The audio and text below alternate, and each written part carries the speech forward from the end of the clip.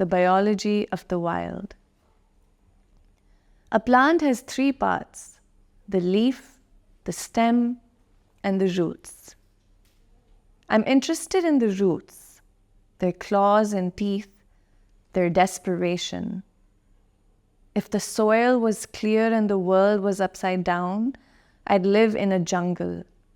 Knots entangle amidst mycelium bramble. Last year, I read a book that said roots talk. They feed the elderly. They decide which tree will be friends with which tree, whom will love whom.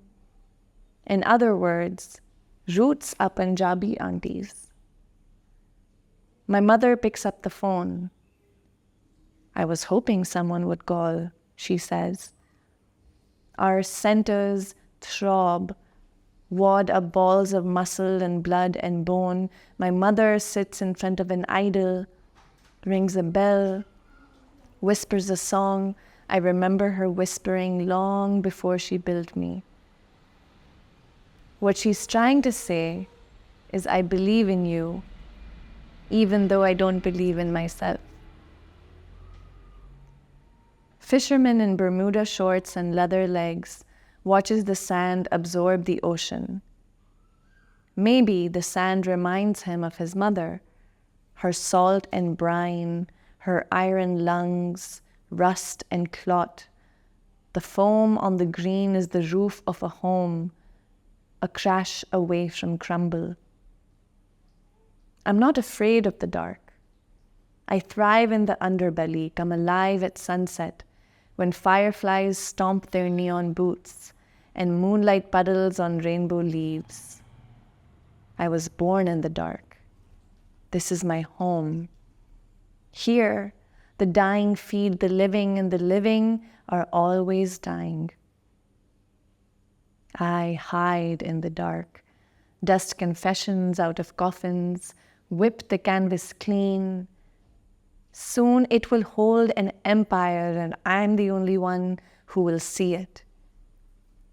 One of the stories we will tell our children will be that of the Casuarina tree, a she-oak, tolerant of salt, thick of thigh, greedy to survive. She, the tree, rooted the sand and broke the wind and held the waves in her catcher-mitt limbs.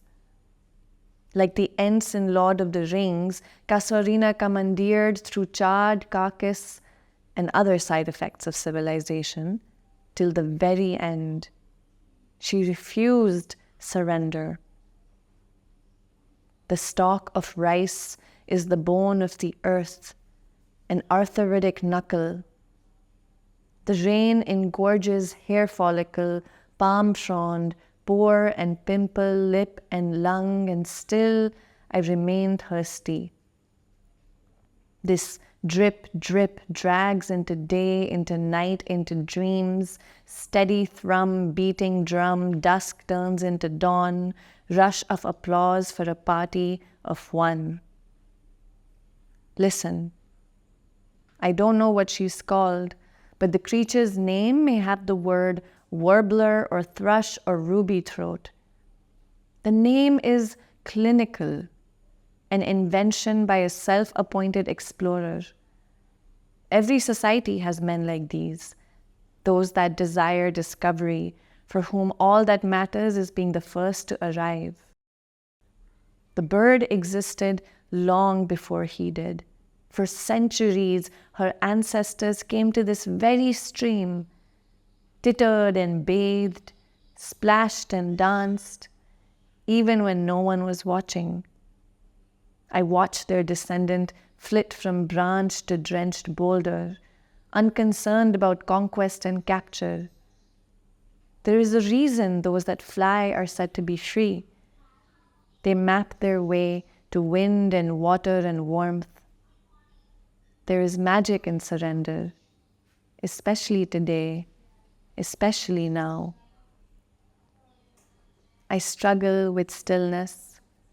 My arm itches, the rock is too bumpy, the sun is too bright, the air is too sticky. I want nothing more than to join my aviary cousin, the warbler, thrush, ruby-throated dinosaur descendant. Instead, I listen to the symphony in this verdant, sylvan cave, to songs I don't understand, a web of notes about the need for food and love and home. The day is still young.